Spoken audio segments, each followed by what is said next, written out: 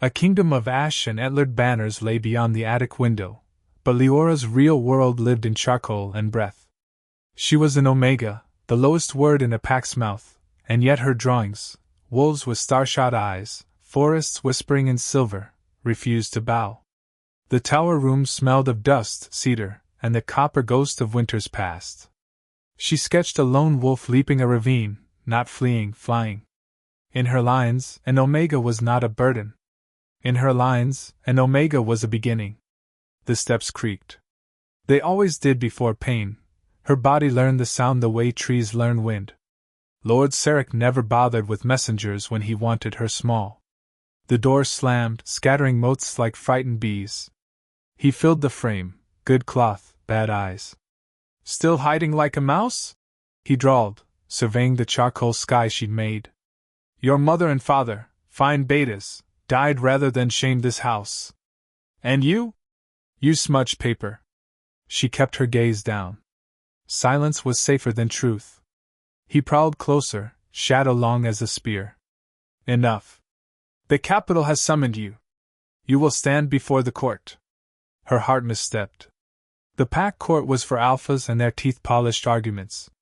Omegas watched from shadows, if at all. Why? She asked, hating the crack in her voice. Because, Sarek murmured, enjoying every syllable. Respect must be taught. He plucked up her sketch, studied the leaping wolf, and smiled like a knife. And because I've run out of patience. When he left, winter crept into the room despite the summer sun. Liora pressed her blackened fingertips to her lips as if they were a secret. The wolf she'd drawn stared back at her, midair, river below, danger before, refusing to fall. Don't stop, she whispered to the paper wolf, to herself, to the thin drum of her courage. Not yet. The court was built to make spines bend. Vaulted stone, banners heavy with history, tiers of watchers whose whispers were as sharp as arrows. Liora walked beside Sarek, eyes fixed on flagstones so smooth the torches shivered in them like trapped fire. An omega? Why is she here? Look at her, smells like chalk. Words like gnats. She kept breathing. The dais was a mountain of carved granite, and upon it lounged the Alpha King of Vale Breach, Draven. Stories said he'd ripped a rogue pack apart with his bare hands, and then prayed for them afterward. Stories said a sickness lived coiled around his blood and that his wolf was more storm than flesh. Liora did not look at him. Looking at Kings burned. Sarek began his theater. He spoke of a betrothal Liora had supposedly spurned, a respectable beta she had, bewitched, into humiliation. He spread honeyed poison, manipulator, ingrate, dangerous to order. Every lie landed like a stone in a sack tied to her ankle. Have you nothing to say, girl? Sarek asked finally, voice hushed with staged sorrow. She kept her eyes on a hairline crack cutting the marble, a small imperfection in the empire of stone. She shook her head once. It was all the spark he needed. His hand darted out, claws hidden by rings, and crushed her chin upward. Look at me when. The slap was practiced, a cruel, ringing thing. The world tilted, sound fled. Silence pooled. A growl rose, not from a throat so much as from the earth itself. It rolled under Liora's feet, climbed the columns, knocked on the ribs of every wolf present. Chairs scraped. Breath hitched. She did not mean to look, and yet she did. The king had leaned forward, that was all, a small motion that made the air tighten. Amber-irised gaze fixed on Sarek's hand like it was a trespasser on sacred ground. He stood. He did not need to be loud when he said, You will not touch what is mine to shield. He descended the dais with the patience of a storm deciding where to break. Sarek's fingers fled her skin as if bitten.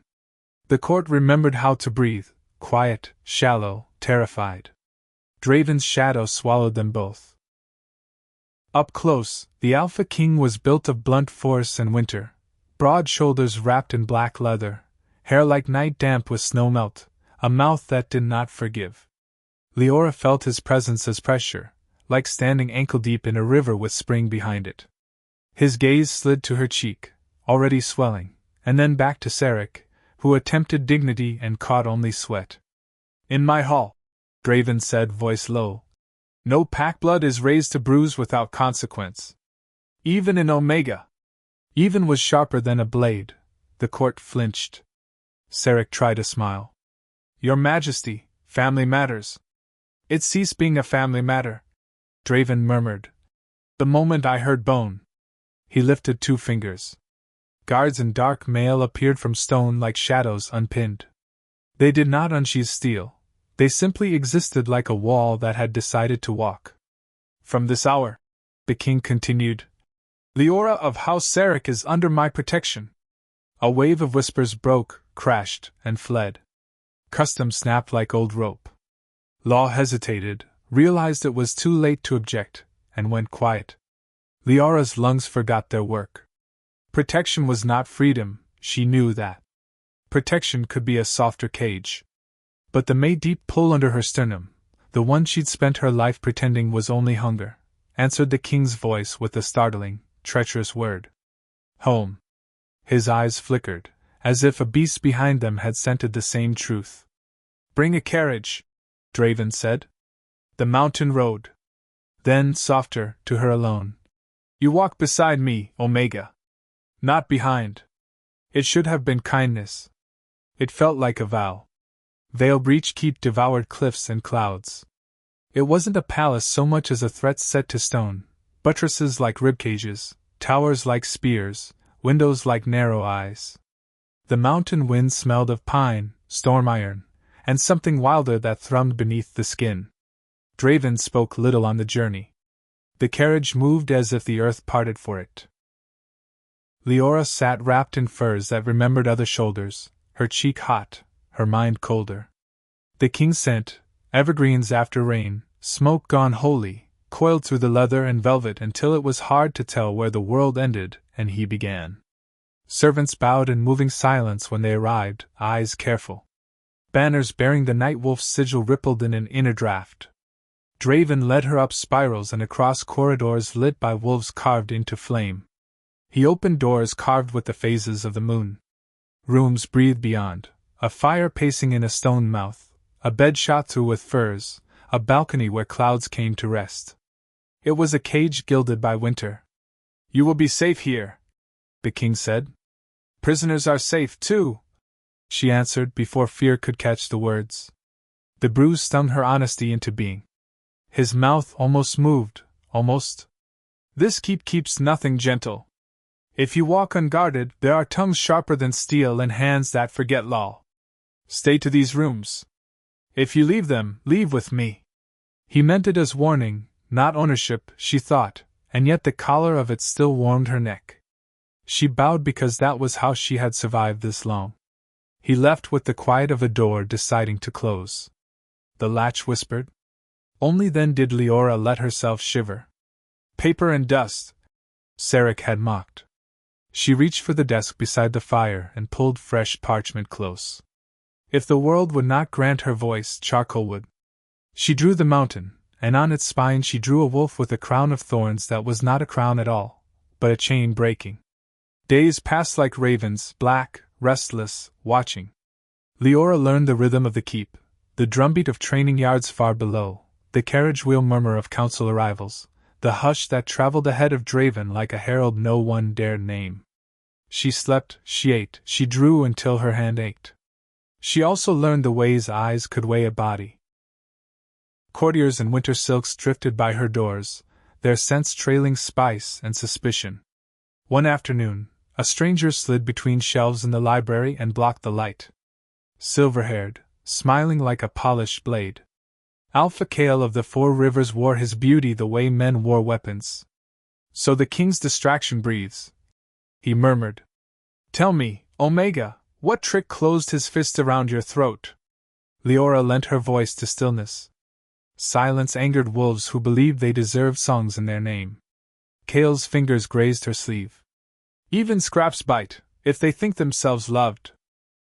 A sound answered him, a sound the room made when it remembered it had a master. Draven did not stride so much as appear, shadow before noise.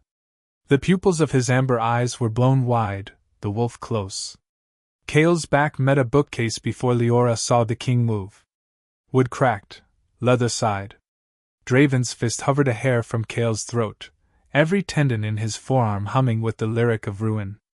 Touch her again, the king said, words iron cold, and I will count your ribs with my hands. For a beat Liora feared he would break the promise by starting with the skull. Draven, she whispered, not knowing why she dared the name. It cut through rage like surf through smoke. He let Kale drop. Go, the king told the Alpha, without looking away from Liora. Kale went, carrying the scent of frightened pride. Draven listened to the echo of his pulse die.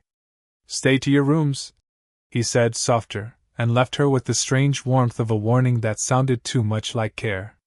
Danger wears velvet well. The council convened. Alliances braided themselves into ropes to hang rivals with. Liora was supposed to be a ghost in these corridors, seen if one squinted, unremembered by dinner. But curiosity is a wild thing that blooms in cracks. The keep had voices. Liora heard them first as shivers behind stone, then as words half caught in torch smoke. Blood will tell, sighed a woman who had been dead 100 winters. The curse eats kings, hissed another, like frost over marrow. She followed the whispers to an oaken door left ajar. Through the slit, Lord Torin with his ink-stained fingers, Lady Ilsa whose smile never reached her eyes, Alpha Kale, bruised neck hidden with a scarf. They bent over a table of maps and old laws. His beast slips the leash, Ilsa murmured. He is not fit. The old law allows challenge, Torin said. The court will accept what it understands strength. And the girl? Kale's contempt was smoke. Salt on his wound. Useful. Liora slid back into shadow, heart hot. A challenge meant blood on marble and a throne that would not care who warmed it next. The whispers, those old stone ghosts, seemed to press her shoulders forward. Tell him, they urged. Or bury him yourself with your silence. She didn't know yet which would drown her faster, speaking to a king, or holding the sea in her mouth. That night, Draven came late. He brought a storm with him. Thunder lived in the seams of his armor. Liora spoke before fear could dam the words. They are building a scaffold out of your patience. She told him what she'd heard, piece by piece, name by name. They will call you to the old law. He did not flinch. They've been sharpening that blade since the day I took the crown. Then why? She bit off the rest. Why allow them the whetstone? Why let them pretend their hands were clean? Because, he said, eyes on the fire, when wolves fear their king more than their enemies, a realm rots from the inside.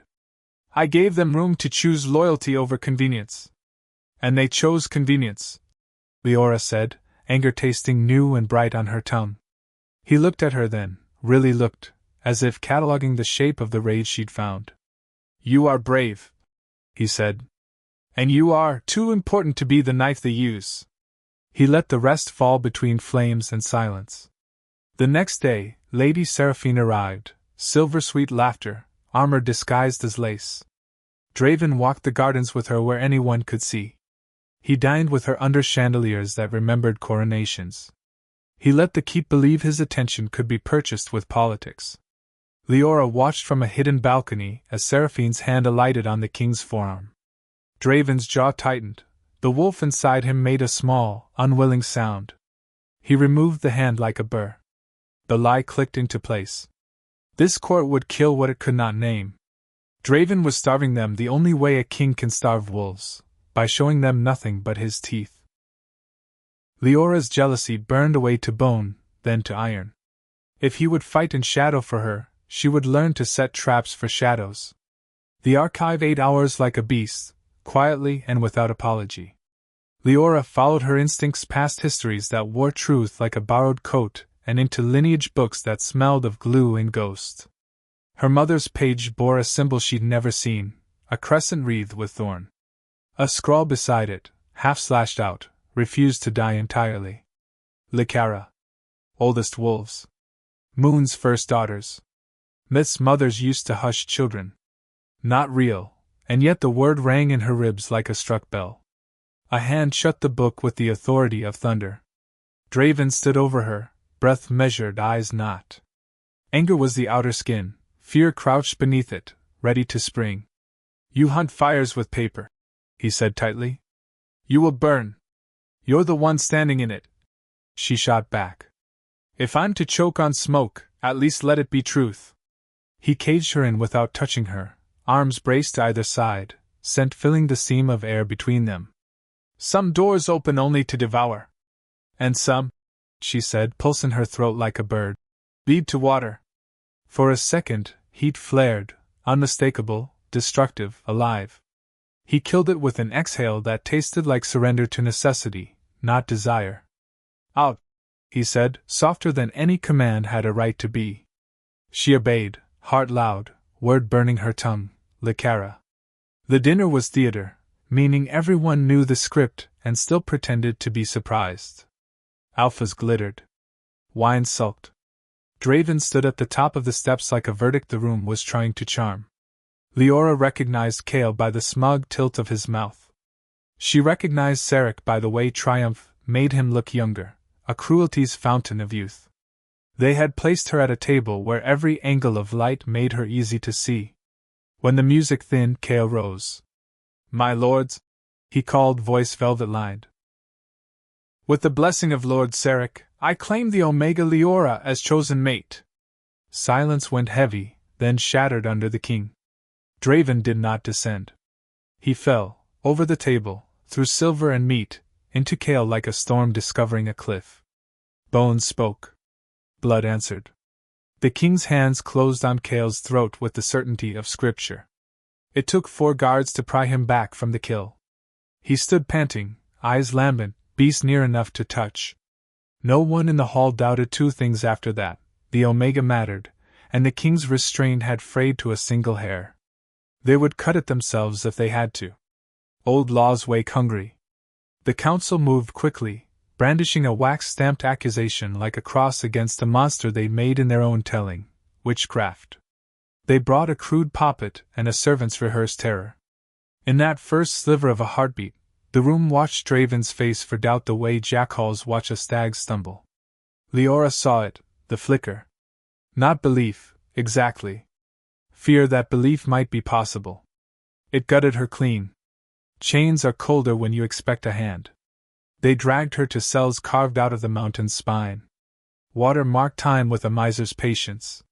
Torch smoke turned air thick. The verdict waited at dawn, sharpening itself on silence. Draven tore iron like bread. He ripped her chains from stone as if saving her could retroactively mend the bones of the past he'd failed to guard. I hesitated, he confessed, voice wrecked. I will not again.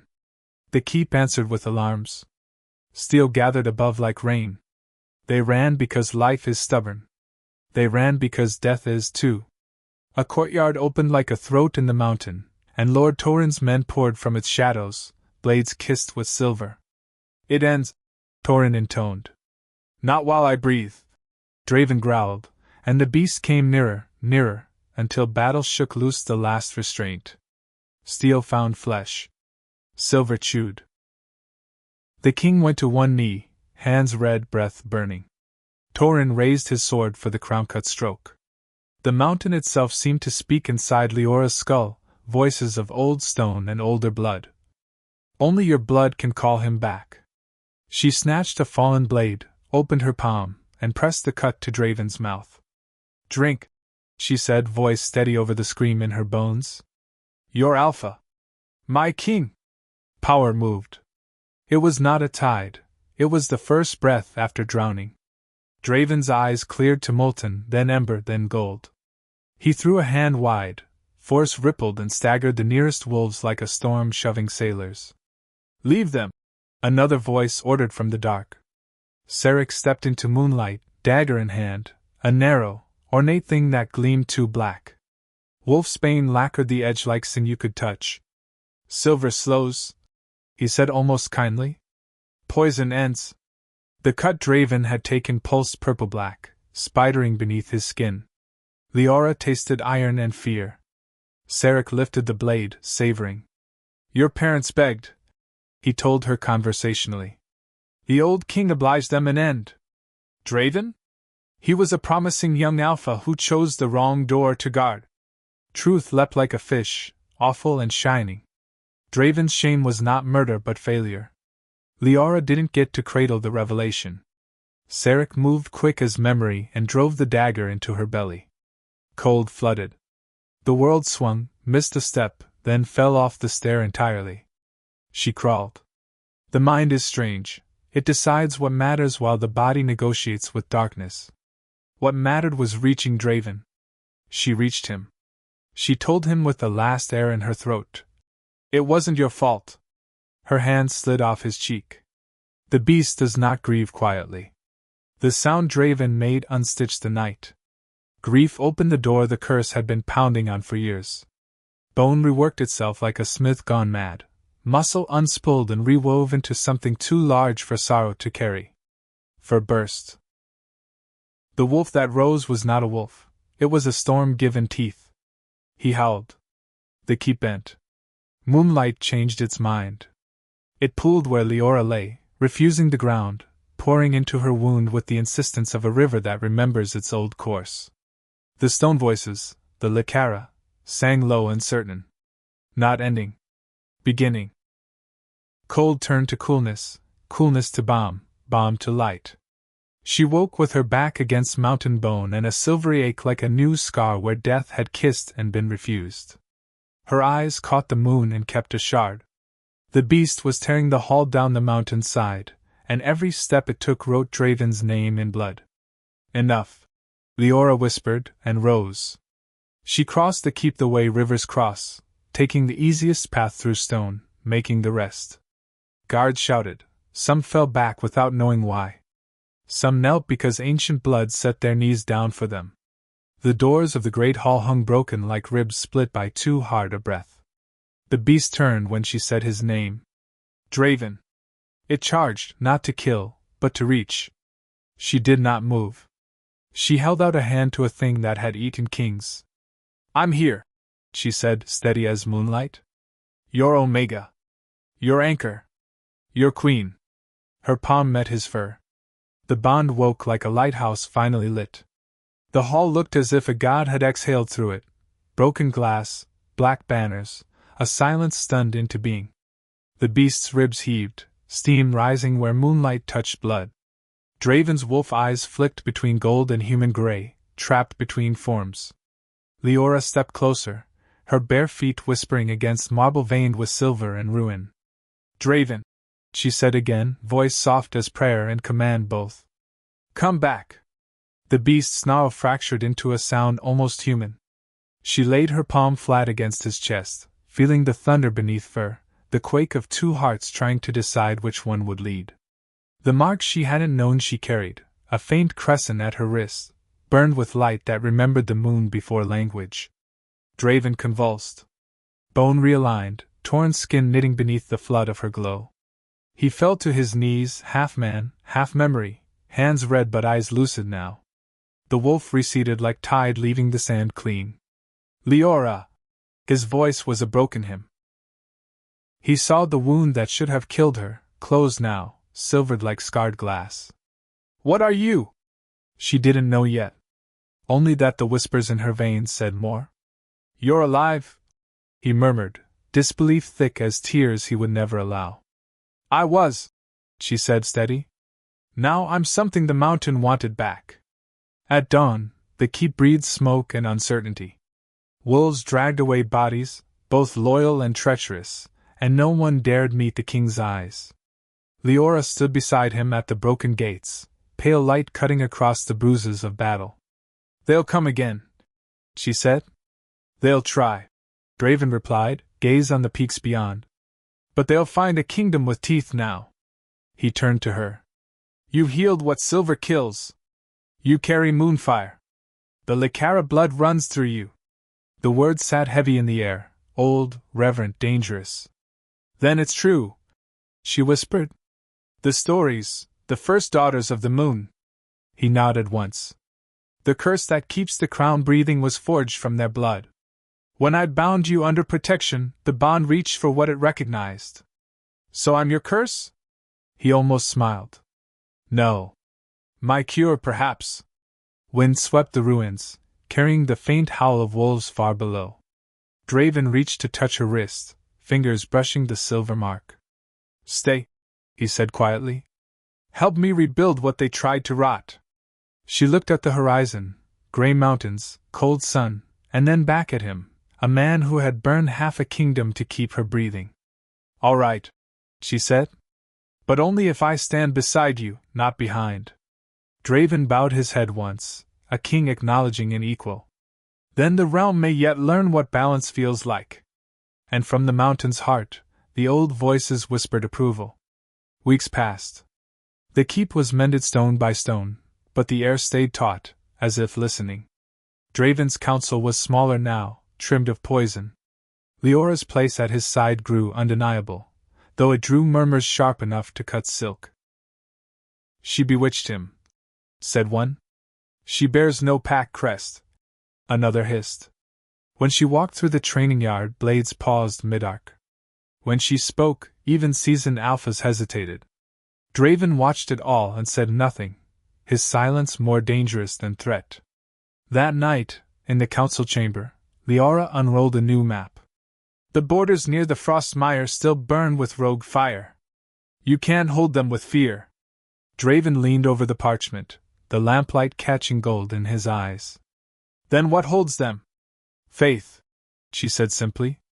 "If wolves believe the moon herself walks beside their king, fear turns into something else." He looked at her, at the faint silver aura the firelight couldn't quite swallow. "And you'd let them see you that way?" "I'd let them believe," she said. "Belief rebuilds faster than stone." He smiled, real, brief, dangerous. "Then tomorrow, we walk among them." The Frostmire was a graveyard of fog and broken armor.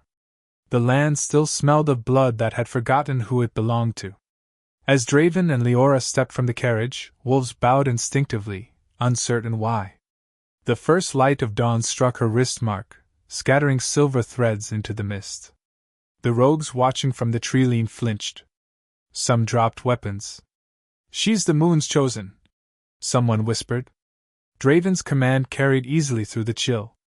"This pack fights no more among itself. You bow to the realm, or the realm will forget you," Liora added softly. "And the moon remembers those who rebuild." The balance between them, his authority, her calm fire, settled like a new law written in breath. By nightfall, the Frostmire burned no longer. Wolves rebuilt walls instead of pyres. Draven watched her speak to them, something like wonder ghosting across his usually unreadable face. "She was supposed to be a ghost," he said quietly. "Now she's the story they'll tell." "And stories," murmured his advisor, "live longer than kings." Draven's gaze did not leave her. "Then I intend to live in hers." The night they returned, snow fell for the first time in months. The keep felt gentler under white silence. Draven stood at the window, watching flakes melt against the heat of his palm. Liora entered quietly, hair loose, eyes the same pale silver as the moon caught between clouds. "The healers say your wound is closed," she said. "It is," he replied, though his gaze stayed distant. "But something inside me still remembers dying." She approached, placing her hand over his heart. "Then let it.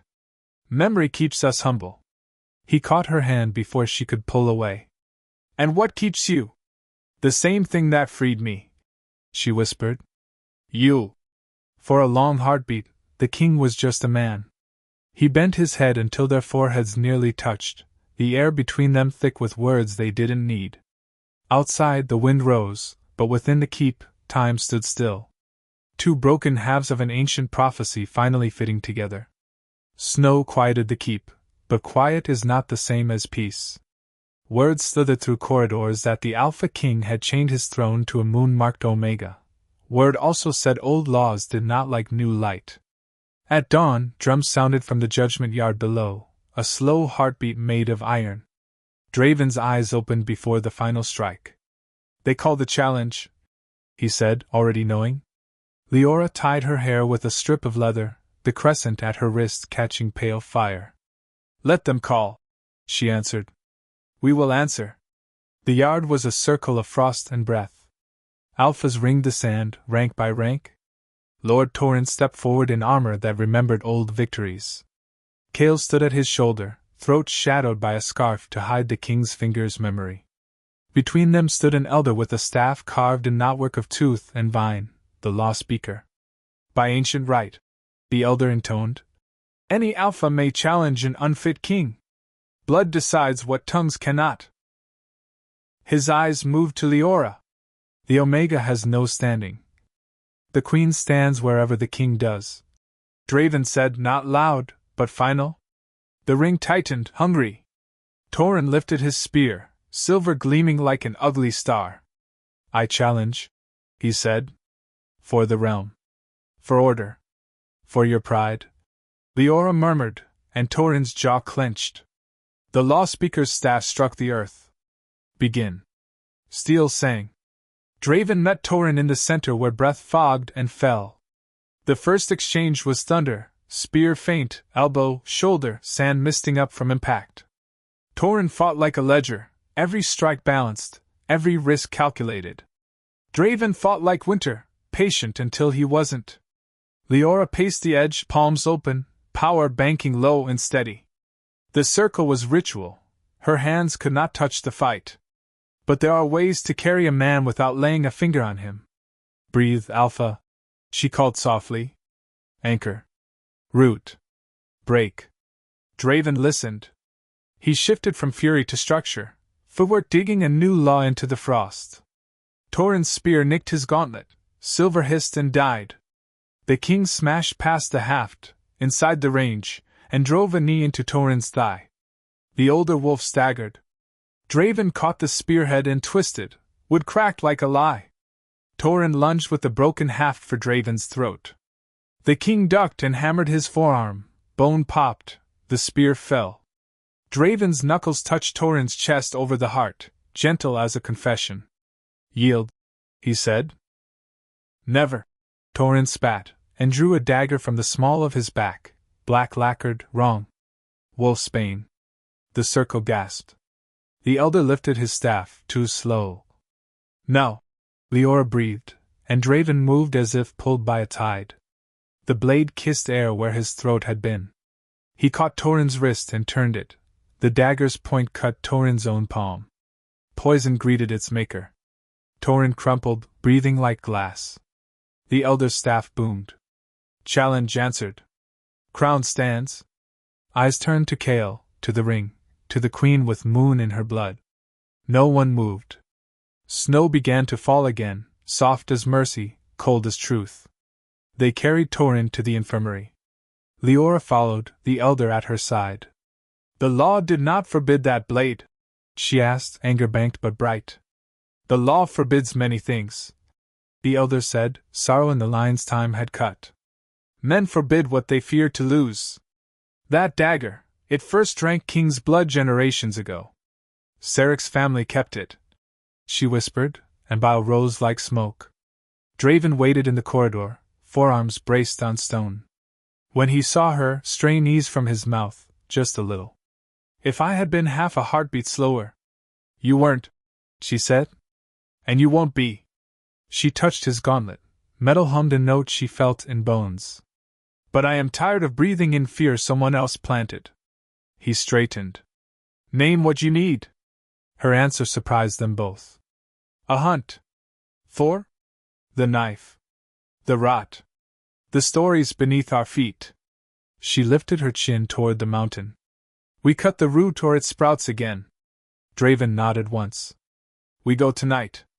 They descended where only miners and ghosts walk, staircases narrow as a promise, tunnels braided with old supports that groaned when wind pressed the world. The keep's under veins smelled of wet iron and the memory of fire. Liora's mark lit enough to turn black to gray. At a fork, the elder lifted his staff and whispered in older tongue. The staff tapped left, then right, then stilled over a seam of stone mortar too clean. Draven put his shoulder to it. Rock shifted, coughing dust. Beyond, a chamber carved by hands that preferred doors with only one handle. Shelves. Ledgers. Relics wrapped in silk. And on a pedestal like an altar, a cedar box inlaid with a crescent strangled by thorn. Liora opened it. The dagger lay on red cloth, edged dark with old varnish. Even she could smell the wolfsbane, bitter as betrayal. A second object lay beneath, a ring of hammered moon silver, inscribed inside with a prayer, for the one who brings the beast to heel. She slid the ring onto her smallest finger. It warmed, then cooled, then settled as if it had been waiting for her alone. "We end this," she said. Draven wrapped the dagger in cloth, face unreadable. "In the yard," he decided. "Under the same sky it first tasted." They climbed. Above, snow kept falling, an endless hush that felt like a held breath about to turn into a song. The judgment yard filled again, not with challenge, but with witness.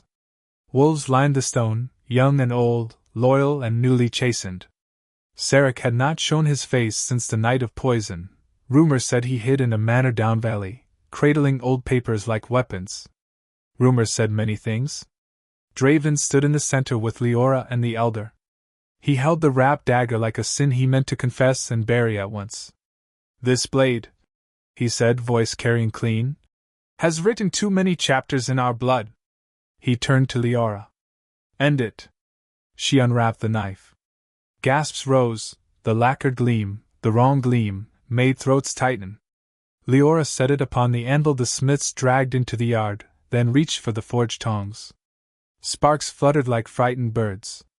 She fed the dagger's edge into flame until lacquer blistered and ran like tar. "Moon keep you," the elder murmured. "Moon cleanse you." When the blade reddened, Draven brought the smith's hammer down. Once, metal sang. Twice, poison wept. Thrice, the spine snapped, and the old herd died. Liora lifted the ruined pieces with tongs and, with the elder's help, buried them in a pit lined with salt and wolfsbane roots ripped from the keep's own garden. Earth closed over rot. The ring on Leora's finger cooled as if satisfied. The yard exhaled, the sound a single animal makes when a thorn is drawn. "By law," the elder said, staff striking earth, "that which cannot be wielded cannot be feared." Draven's gaze found the ring. "And that?" "Not a weapon," Liora said softly, raising her hand so all could see the simple silver. "A vow. The first king forged it for the first Luna and then forgot what it meant."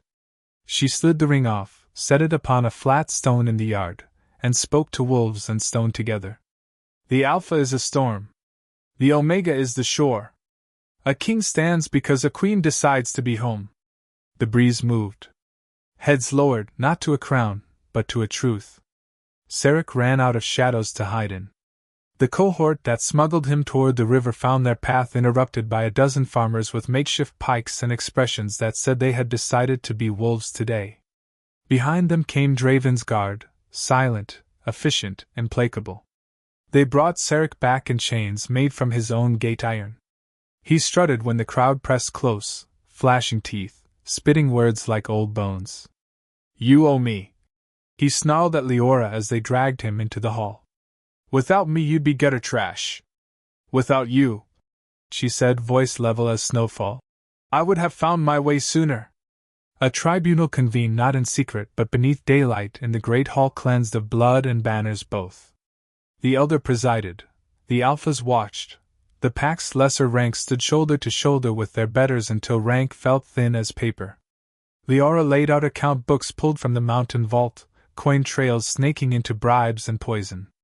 Draven laid out letters. Orders bearing Sarek's seal instructing Torin's guard to delay the king's men on a night of rogue raids years ago.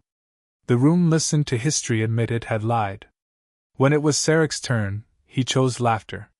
"You cannot scrub a bloodline," he said. "She is Lycara filth. He is a cursed king. You will drown in what you pretend to be ocean." "Perhaps," Draven said. "But we will drown together, or not at all." The elder's staff fell. "By pack law and king's consent, Sarek is exiled beyond the White Pass. He is stripped of name and protection. Any alpha who harbors him shares his fate. Exile can be kinder than death. It can also be slower." Sarek screamed until the door took his voice. Liora did not watch him vanish. She watched the faces left behind, a thousand choices rewriting themselves. Winter broke like a fever. The pass opened. So did throats. Wolves began to sing again, around fires, in fields, on walls. The keep changed its breathing, guards laughed without flinching, children ran where corridors had been too quiet, maps on the council table grew edges of green.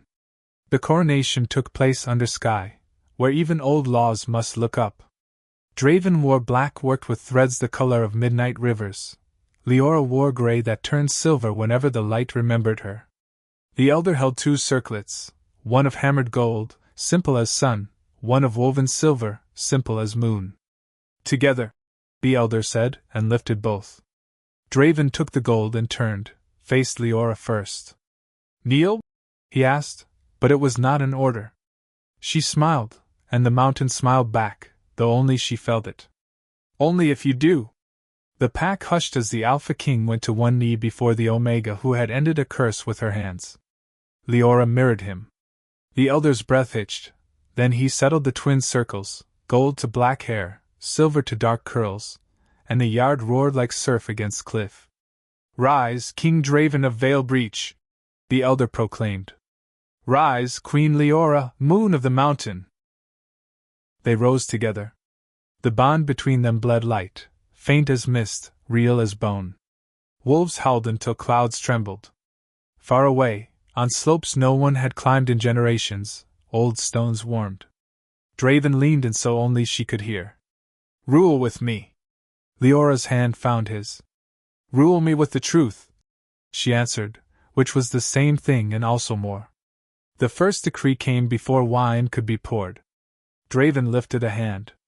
By the crown's word, the old challenge remains, but never again with poison hid in law. By the queen's word, he added, glancing to her, any Omega struck in any hall is mine to judge. Leora's voice joined his, clear as frost. And by the moon's word, those called lesser will stand in councils that decide their bread. We begin with 3 seats, filled by vote. History shifted its weight, found a new stance, and decided to try walking that way. Wolves looked at one another with the dizzy grin of creatures who suddenly understand the sky has room for them after all.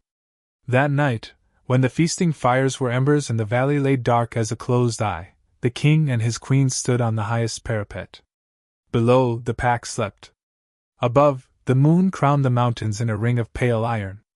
Home, Draven said, as if tasting the word for the first time. Home, Liora agreed, and the old voices in the stone finally fell silent, satisfied. Spring came reluctant, as if testing whether the new peace would hold. The forest unfroze, revealing streams that had forgotten their own songs. From the parapets, Liora watched green return to gray and thought how much kingdoms resembled hearts, how both healed slowly, unevenly, but still healed. Her duties grew. Each morning she sat in open court where any wolf, alpha or otherwise, could bring grievance. The first to stand before her was a hunter missing 2 fingers from frostbite. The southern packs hoard the salt, he said. We trade furs and still starve. She listened, asked questions, took notes herself. When he finished, she summoned the steward. Send the southern packs 10 barrels of northern grain in exchange for their salt. If they refuse, remind them the crown feeds the realm, not the other way around. Draven watched from the dais, pride flickering like sunlight through storm. When the hunter left with a bowed head and wet eyes, the king murmured, They used to fear this hall. They still do, she said with a small smile. But now they fear disappointing it. That night, as they shared wine by the hearth, a raven struck the window with a sound like a breaking vow. Liora crossed to it. Tied to its leg, an obsidian seal marked with a fawn-shaped crest. The sigil of the exiled houses beyond the White Pass. She slit the thread.